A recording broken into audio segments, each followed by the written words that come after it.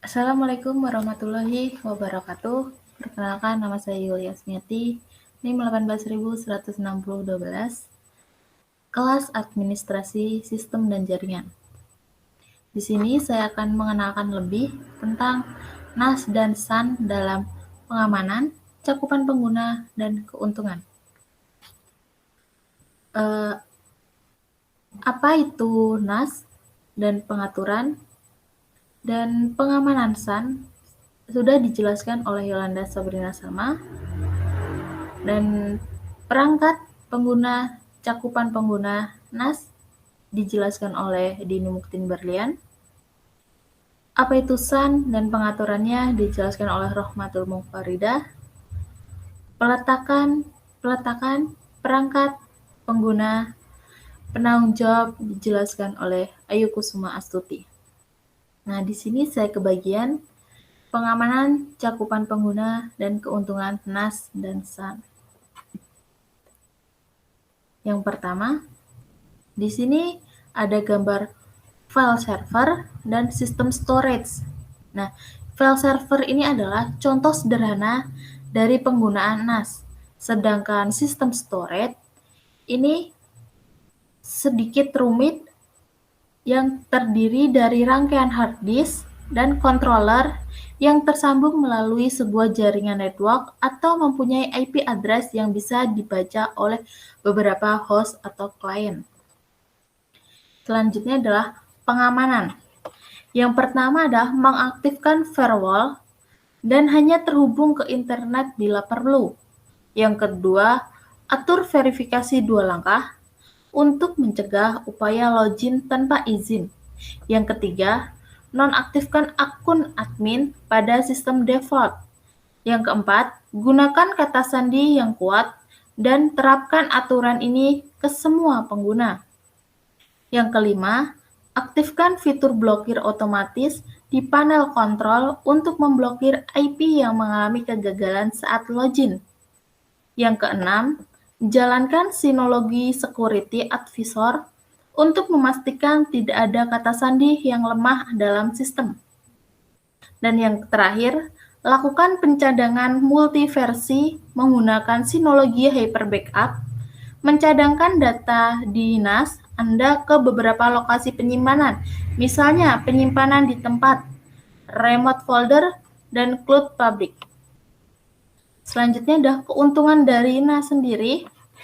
Yang pertama ada pengaturan yang mudah, maksudnya kemudahan dalam melakukan pengaturan pada NAS menjadi salah satu daya tarik yang bisa Anda pertimbangkan.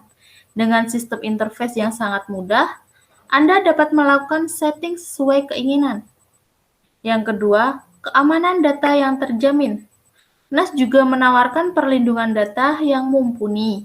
Resiko hilang data akan sangat kecil terjadi karena biasanya terdapat fitur rescue data recovery yang akan memulihkan data-data Anda jika terjadi hal-hal yang tidak diinginkan. Yang ketiga, data tidak mudah diretas. Selain menjaga data agar tidak hilang, NAS juga menjamin data-data penting Anda tidak bisa diakses atau diretas orang lain untuk tujuan negatif. NAS sendiri bagian dari jaringan cloud yang sifatnya private, jadi dokumen Anda tidak akan bocor ke tangan orang lain yang tidak berkepentingan. Yang keempat, menambah storage pada komputer. NAS juga dapat dipakai sebagai tambahan storage pada komputer Anda. Dengan menggunakan NAS, Anda bisa menerapkan metode cloud sehingga storage juga dapat ditambah secara cloud. Yang terakhir, adanya fitur data share media. Dengan adanya fitur data share media, NAS memungkinkan Anda untuk melakukan pengiriman data ke perangkat yang berbeda-beda dalam waktu singkat. Nah, di sini ada cakupan pengguna dalam SAN. Storage Area Network atau SAN adalah enabling teknologi yang memungkinkan sumber daya penyimpanan untuk di-share sambil memberikan servis akses data secara terus-menerus, cepat, dan mudah. Maksudnya, kebutuhan akan penyimpanan data semakin meningkat. Cara tradisional dalam menyambungkan server dengan media penyimpanannya tidak lagi bisa memenuhi kebutuhan untuk akses secara cepat data dalam jumlah yang besar. Hal ini mengubah paradigma model penyimpanan secara dramatis. Protokol legacy tidak lagi cocok untuk menangani data dalam jumlah besar. Secara contoh, teknologi SCSI menggunakan kabel paralel yang akhirnya sangat membatasi kecepatan, jarak tempuh data, maupun jumlah media penyimpanan yang bisa ditempelkan. Lebih sulit lagi, sangat tidak praktis untuk menggunakan SCSI untuk menyimpan data dalam jumlah terabit. Di samping itu, konsep tradisional hubungan penyimpanan server mengacu pada pendapat bahwa pemilik media penyimpanan atau storage tersebut adalah server. Hal ini menyebabkan terjadi limitasi dalam akses data.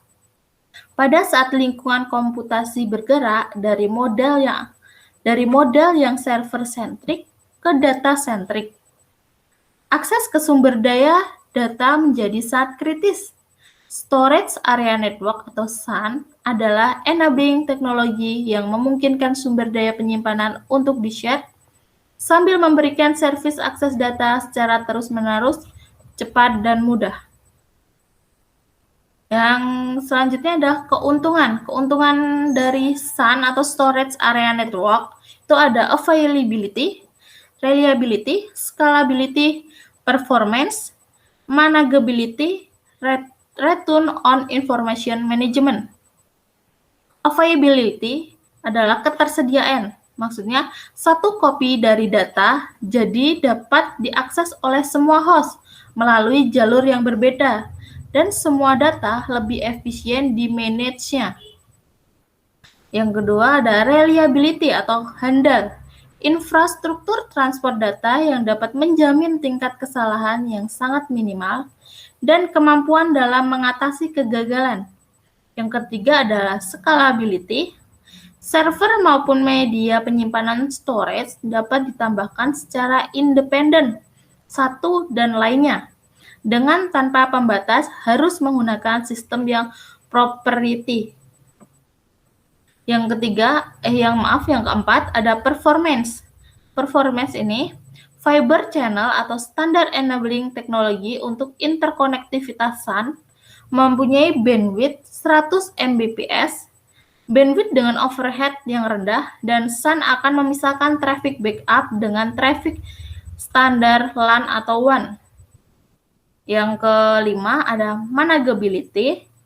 Berkembangnya perangkat lunak dan standar baik untuk FCAL atau Fiber Channel Arbitrated atau Fiber Channel Arbitrated Loop maupun Fiber Channel Fabric memungkinkan manajemen dilakukan secara terpusat dan koreksi dan deteksi kesalahan yang proaktif.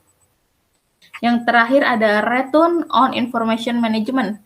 Karena bertambahkan tingkat redundansi dan kemampuan manajemen yang baik maupun kemampuan untuk ditambahkan server dan media penyimpanan storage secara independen, SAN pada akhirnya memungkinkan biaya kepemilikan yang rendah pada saat yang sama, menaikkan Return on Information Management atau ROIM dibandingkan metode penyimpanan tradisional.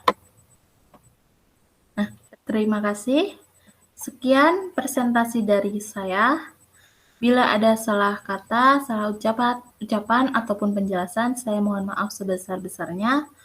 Wabillahi taufiq wal hidayah. Wassalamualaikum warahmatullahi wabarakatuh.